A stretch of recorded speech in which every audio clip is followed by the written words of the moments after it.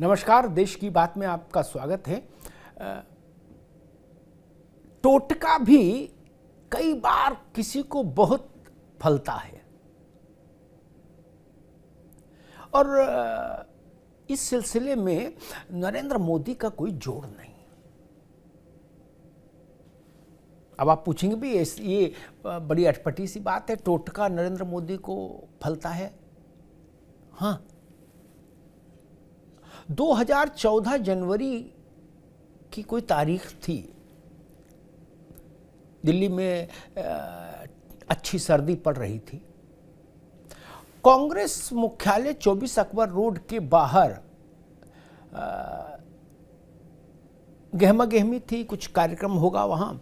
तो मणिशंकर अय्यर बाहर निकले तो पत्रकारों ने उनसे सवाल किया कि भाई भारतीय जनता पार्टी की ओर से Narendra Modi projected prime minister हैं और बीजेपी ऐसा कर रही है वैसा कर रही है, आप क्या कहेंगे?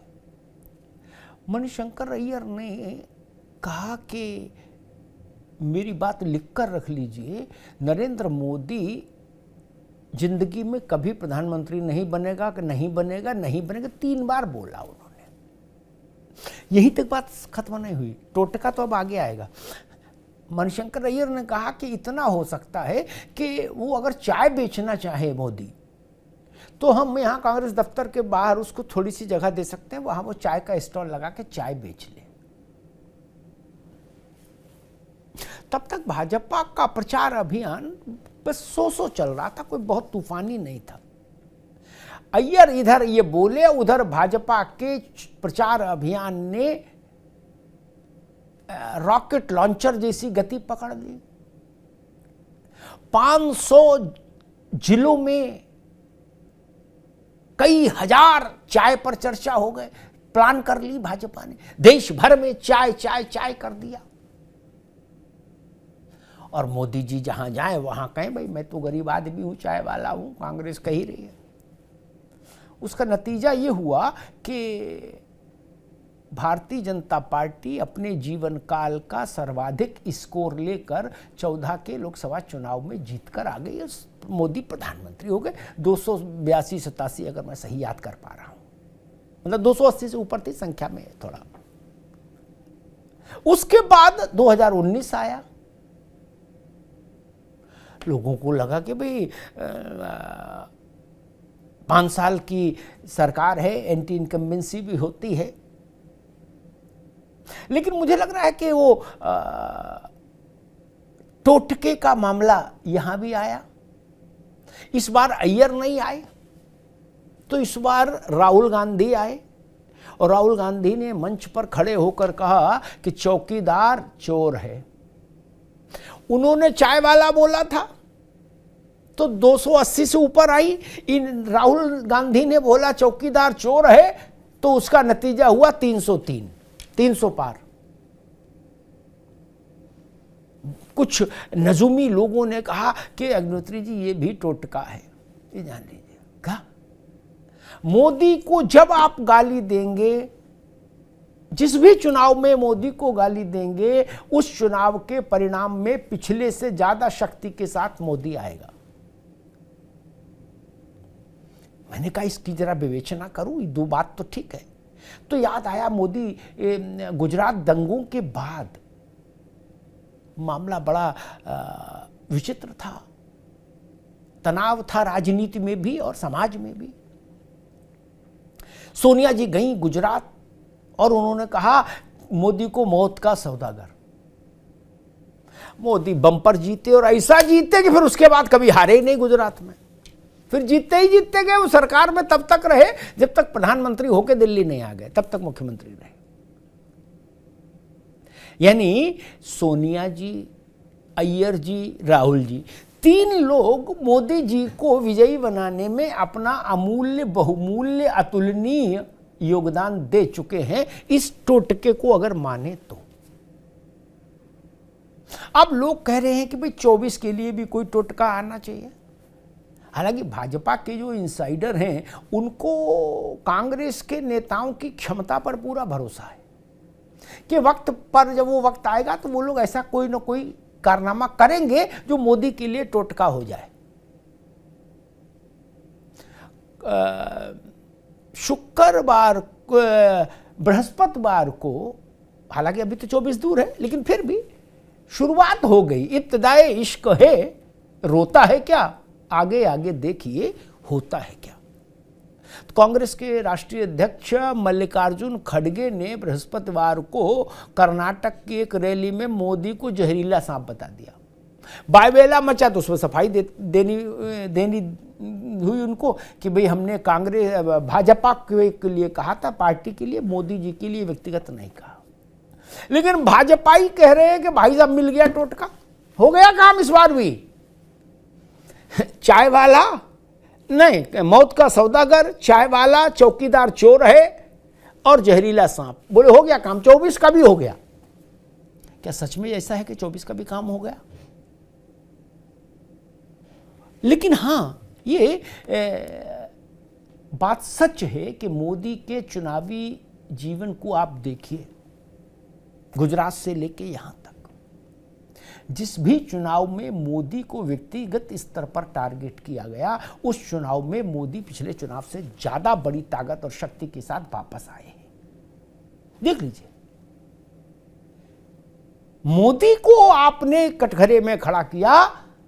अब ये मोदी के पीछे जनता का प्यार कह लीजिए, ये अच्छा नहीं लगे आपको, कहे नहीं ये तो मोदी भक्ति है, तो ये मत कहिए, कह लीजिए मोदी के ग्रह प्रचंड हैं जन्मपत्री में, ये भी अच्छा ना लगे तो कह दीजिए भाई ये भाजपा का इलेक्शन मैनेजमेंट है, जो सूट करे सो कह दीजिए, लेकिन नतीजा एक ही है। आप कहेंगे, और ऐसा नहीं, जिस यज्ञ में मोदी मुख्य यजमान ना भी हो, उसमें भी टोटका काम करता है मोदी वाला। एक उदाहरण बता देता हूं। 2017 के गुजरात चुनाव में राहुल गांधी और अशोक गहलोत कैंप कर रहे थे अहमदाबाद में। माना जा रहा था कि भाई इस बार मामला कांटे का है और भाजपा हार भी सकती है, और ठीक बात भी थी, भाजपा भी फंसी थी। लेकिन अब मोदी की ग्रह कहिए, कांग्रेस का अपना टोटका प्रेम कहिए, कुछ कहिए, अचानक से गुजरात में वोटिंग से 2 दिन पहले अय्यर साहब प्रकट हुए, भय प्रकट कृपाला दीनदयाला टाइप से, और उन्होंने कहा कि ये तो बहुत नीच आदमी है मोदी के लिए। हो गया काम, भाजपाइयों ने नारा लगाया जय श्री राम, हो गया काम। कांग्रेस हार गई, जीतते जीतते हार गई, और भाजपा हारते हारते जीत गई, सरकार बन गई। मोदी को कहीं भी आप लांछित करेंगे तो मोदी की पार्टी की सीटों में बढ़ोतरी करेंगे। अंदर की बात आपको बताएं, भाजपा वाले लोग भी ये मनाते हैं कि भाई कुछ ऐसा हो जाए, कुछ बवाली स्टेटमेंट आ जाए। खड़गे जब बोले कि मोदी जहरीला सांप है, तो भाजपा ही खुश हुए, बोले भाई साहब अब आनंद आ गया, अब लड़ाई ठीक है। इसके पीछे का रहस्य क्या है? कांग्रेस के मित्र और दूसरे दलों के मित्र कहते हैं कि भाजपा वाले भी दूसरे नेताओं के बारे में अनाप शनाप बोलते हैं। हाँ, ठीक बात है, भाजपा वाले भी ऐसा नहीं कि कोई गंगा में नहा के आए हैं, ये भी बोलते हैं। लेकिन आपका भाग्य इतना तेज नहीं कि भाजपा आपके लिए कुछ गलत बोले तो आपको उसका चुनाव में लाभ मिल जाए, नहीं मिलता। उदाहरण देख लीजिए, मेरी बोलने की जरूरत नहीं। जब जब विपक्ष के किसी भी बड़े नेता को भाजपा ने निशाने पर रखा, तो उस विपक्ष के नेता का नुकसान हो गया, उसकी पार्टी का भी नुकसान हो गया, उसको लाभ नहीं मिला ना। 10 रुपया जेब में थे तो 2 ही बचे, 8 गायब हो गए इस परिस्थिति में। और इधर ये रहा कि आपने मोदी को निशाने पर लिया, तो भाजपा के लिए आप समझिए शुभ और लाभ दोनों आपने तय कर दिए। भाजपा को निशाने पर आप लें और तब भाजपा को लाभ हो जाए उसका राजनीतिक तौर पर, ये कोई नियम नहीं है, नियम ऐसी स्थिति नहीं है, ना कोई ऐसा बहुत सारे उदाहरण हैं। लेकिन हां, पिछले 5, 7, 8 चुनाव देख लीजिए, गुजरात चुनाव के मोदी के मुख्यमंत्रित्व काल के से चुनाव से लेके और अब तक के चुनाव, जब भी जहां भी मोदी इन पर्सन कटघरे में खड़ा किया गया और आप गाली गलौज हुई, भाजपा छप्पर फाड़ कर वापस आई। ये एक मिरेकल कह लीजिए पॉलिटिक्स का, जनता की फीलिंग्स कह लीजिए मोदी जी के लिए, कुछ भी कह लीजिए, जो आपको सूट करे वो कह लीजिए, जिसमें आपकी आत्मा को संतोष हो, लेकिन ये है सच। और 24 के लिए भाजपा के लोग तो रोज सुबह उठ के भगवान से यही मांगते हैं कि 24 के लिए एक तड़कती भड़कती कोई ऐसी टिप्पणी आ जाए किसी बड़े नेता की, गंगा पार हो 5 साल के लिए। क्या कांग्रेस और अन्य विपक्षी दल इस टोटके को समझ पाए हैं अभी तक? और अगर समझ गए तो अपनी जुबान पर नियंत्रण क्यों नहीं स्थापित कर पाए? कितनी और चुनावी पराजय की प्रतीक्षा है, उसके बाद वाणी संयम पर काम होगा। देश के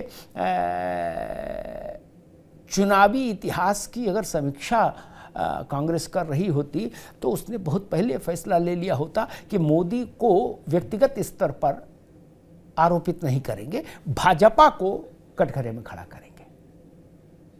एक बार इतने प्रयोग किए हैं, एक बार ये प्रयोग भी करके देख लीजिए।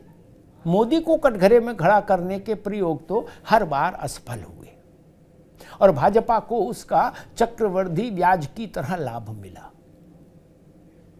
क्या मल्लिकार्जुन खड़गे का ये बयान कि मोदी जहरीले सांप हैं भाजपा के लिए 2024 के चुनावी महासमर के लिए शुभंकर सिद्ध होगा?